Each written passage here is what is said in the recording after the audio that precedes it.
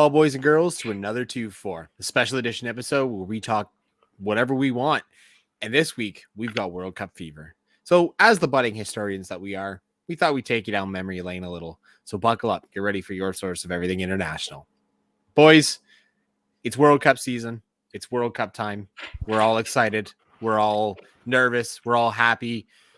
I think this is going to be a fun one. This week, what we're going to do is we're going to go down and kind of talk about the World Cup, not what's coming up, because that's going to be quite hectic over the next, 2 weeks as we really build up to the World Cup. But I think we're going to talk about now kind of the World Cups that mean the most to us, the ones that really got us exciting, and kind of the things that are sort of sticking it out for us in terms of the World Cup. So we're going to go through 2006, 2010, and 2014. And to kick us off, it's going to be the absolute cream of the crop, our lovely Paul, but with not his number one choice for a World Cup. Thank you very much. I don't want to put any disrespect on 2006 name though, which is where we're going to start. I'm going to take you back to that magical time, 2006. Can't actually remember what movies were out then. I think an X-Men movie might have been out.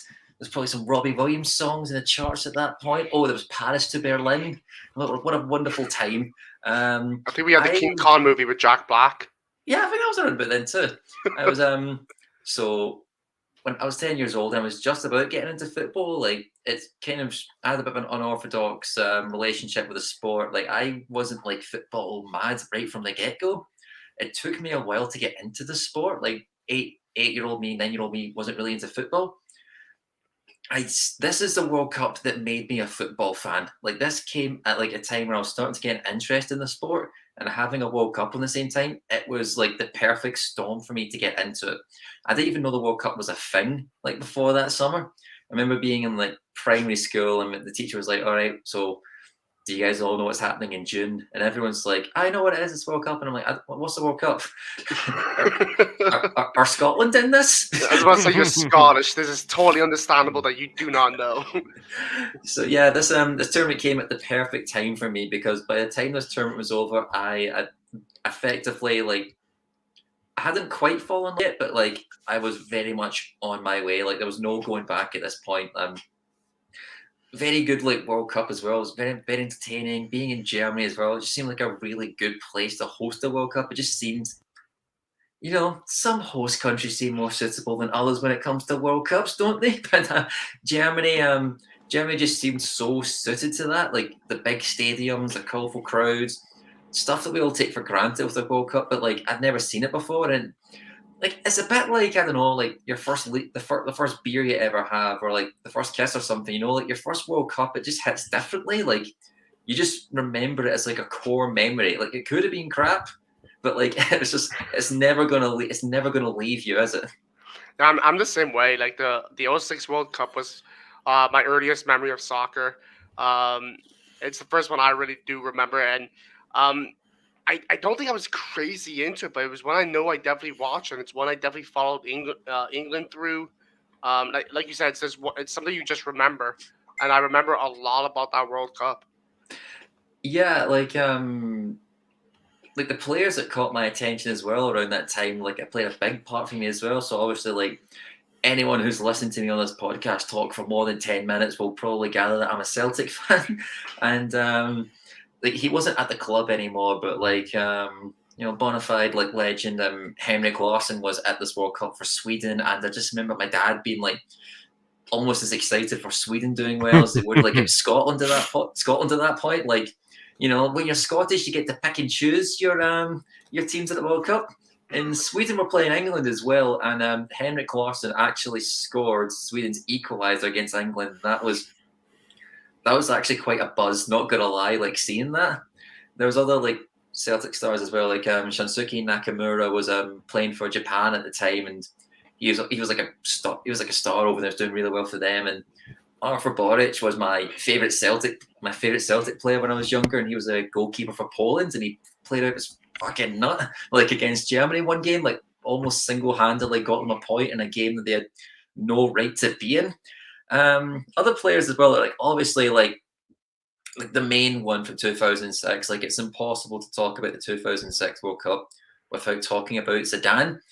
And so like Obviously, like I wasn't that much into the sport, so I didn't know Zidane as like the midfielder for like Juventus or the guy who won the World Cup in 1998, or even the one who scored like one of the greatest Champions League final goals of all time for Real Madrid. But this was my first introduction to him, and I was like mesmerized. Like, Did you just not understand what he did wrong? Because you're like, hey, he wasn't using his hands. I don't see what's wrong. with Yeah. Well, we'll get to. I thought you couldn't use your hands. What the fuck? We'll get to that. I was gonna say, like, obviously, like leading up to the final, like, this was straight up just. I thought I was watching like basically a guy like playing against a whole lot of teams. Like I was seeing, like, oh, like France was like Zidane can do everything. That he can. He's basically winning these games single handed. I remember against Brazil, just like it was like a complete masterclass. It was like I kind of really wish. At times, I wish I was older when that 2006 World Cup came along, so I could have appreciated more the individual effort Zidane was able to put in some of those performances. Because, like, I didn't even know he was going to retire at the end of the tournament. I just knew him as Zidane, like the bald guy who plays for France, who makes him tick. It's like I just wish, like, you know, in a way, if I was born 10 years earlier, like I would have really appreciated that more. It was, and obviously, like. We'll talk about how his World Cup ended as well, and that in a weird way, like, kind of just cements how much this was his World Cup, despite the fact he didn't win it. It was a interesting World Cup too, because it was kind of the start of the golden era and the end of, you know, the legends, because you had, you know, Lionel Messi in there, and you had you know, all, like, just some of the people that you know. Ronaldo's now. Yeah, Ronaldo's first World Cup too. Yeah, so you had like the last one of the other like, Ronaldo. yeah, so you had those coming up, but then you had, you know, legends like Peter Crouch, Thierry Henry, Peter Crouch, Zinedine Peter Crouch. I mean, he's a fucking legend in some way. But... In his own way. I didn't say he was legend in a good way, but you couldn't really talk about football with that name coming up, right? Because the thing is that he's not good, but you just, like, Drogba was in there, Van Persie was in there. Yeah. Like, it's a scenario where if you've at any point supported a club team and you're like, okay, these guys are recognized a lot within the club, they're coming up, they're in this World Cup, and it's either their last one or they were barely present in 2010. It's funny when I think about the 2006 World Cup and like how I talked about like really liking Zidane, but at the same time, I kind of found the France team unlikable. I don't know why. There's like they have a lot of like it's very much French thing. They have like players that you just find difficult to like. Like I've always found Thierry Henry, for example, and I may have to choose my words carefully here. It's not the ire from not the ire from me you'll get. It's from the rabid other fans that will come out of the woodwork. Okay, I'm just gonna say I've never really liked Thierry Henry. Great player, but like I've never really took to him as a person. And I just remember like there was something about that French. I didn't like the French kit, and like I know that sounds silly, but when you're 10 years old, it's stuff like that makes you like or dislike teams. Like I really remember. Obviously, they got far as well. Like I really, really liked Portugal in this World Cup. I love Portugal's kit so much, like that dark wine like maroon with the green trim. I really like their players like Ronaldo and Figo and Ricardo, the goalkeeper, Carvalho at the back, Deco. I really like that team.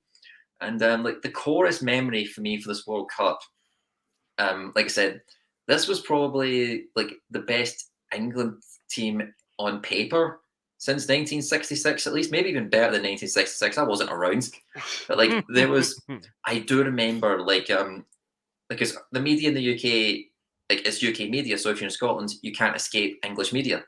So like you're getting told all the time that this is England's World Cup to win.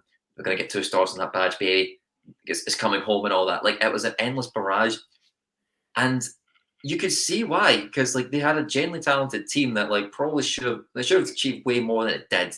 Yeah, I mean, so, let's talk about the players on that team that Andre decided to go with Peter Crouch with, but there was David Beckham, John Terry, Rio Ferdinand, Wayne Rooney, Frank Lampard, and Andre went with Peter Crouch, Michael Owen. A ridiculously talented team: Steven Gerrard, Rio Ferdinand, Jamie Carragher, Gary Neville, Peter Ashley Crouch. Cole. Yeah, Peter Um, Crouch. Owen Look, Hargreaves, Canada's finest. He's up there with Drogba and Van yeah. Persie, apparently. But I remember I was on holiday in Bulgaria, and like it was like a holiday resort. So like a lot of British people, they love the holiday resort. So it was very much like a split of Scottish and English people, and both nationalities would say were watching the game in different pubs in the same resort, and it was like very sort of like partisan. Like the reaction when England lost the World Cup, they went out of the quarterfinals. You would have thought Scotland eliminated them and got to the semi-final. Like I never experienced anything like that, and it's straight up just like taunting the England fans afterwards. It was it's always a sense of relief more than anything for me when England get knocked out of World Cup. Like it's hard to understand unless you're Scottish, just how much you don't want that to happen. I can't really explain it. So like No, I think if you I have get any rivalry, right? I mean, you see yeah, I rivalries guess all the yeah. time. Do you just cheer for the your rival to fucking lose? I mean, So that's another reason why I liked Portugal as well. Like, you know, I was all in the Ronaldo, like the winking scandal with Rooney, I was like all behind that. I was like, yeah, go on, son. I mean, yeah, I mean that team is very legend to most English fans, and most English fans still say like, how the fuck did this team win nothing? Um, I remember a couple years ago, I actually met Joe Cole after he was manager He of scored an absolute belter of a goal in this World Cup against yeah. Sweden. Yeah, I met Joe Cole when he was managing the Tampa Bay Rowdies, and he came to Ottawa, and me and my brother went to like the back of the arena to catch him on his way out because literally it was that '06 World Cup that hooked us onto soccer, Mhm. and the fact that we were able to meet one of the players from that team, it meant a lot. It was really cool. Mm-hmm. I think the game I most remember from this, I keep switching in my head between the final and that game between England and Portugal because I was so invested in it. But I think purely because of like the fact that it was my first World Cup final, it went to penalties. It was against two very fierce rivals, and of course, like we're going to talk about it now, like one of the most iconic moments in footballing history, the Zidane headbutt. Like if I can cast aside my bitter bastard status when it comes to England for a second, because I am one, the most memorable game, it has to be my first World Cup final. We had like a friendly family bet where like I thought France were going to win, my sister thought Italy were going to win. There was like £10 on the line or something, which is a lot of money in 2006. And yeah, and so I just remember seeing the headbutt and just kind of being stunned, like everybody else. It was one of those moments where like everyone who is no, you don't even have to be a football fan, but you know where you were and you know what you're talking about. If you mention Zidane headbutt, they know straight away. You don't have to provide any context. This could be like the most hardcore non-football fan will know what you're talking about. It was that seismic. It was as a Canadian too. The World Cup coverage is there, but it was only within the past, I find, decade where it's exploded. Like they've capitalized on it. But in 2006, it was so unavoidable. It was absolutely everywhere. Like the main news, the sports news, it was groundbreaking because it was now, hey, this happened. This is significant. This is the final. Like it was fucking everywhere. And And like that was the start of social media really becoming a household thing too. So that is what kind of also helped it blow up. and the fact that was literally his last moment in football. Like it's what Yeah, a it way was. to go out. His last moment was, if it wasn't that, it was very easily could have been left in the World Cup itself. Like France went out in penalties and missed one of their 5 penalties. Zidane scored a penalty earlier on in the game, so there's every chance like Hero took that penalty instead of Trezeguet, I think it was. That's one thing about that World Cup final as well. Like it gets forgotten about just how good Zidane's penalty was. Like he chips Buffon, it hits the bar and just rolls over. It is the most. This I know this isn't really a real word, but like it is the most je ne sais quoi moment of a French person to do it at that stage, to like put Buffon on the ground like that. Like probably the goalkeeper of the tournament and the best goalkeeper in the world at that point. Like to be able to do that, man. I was going to say, it speaks levels of how good of a player he was, where that headbutt didn't start like it didn't fucking wreck his name.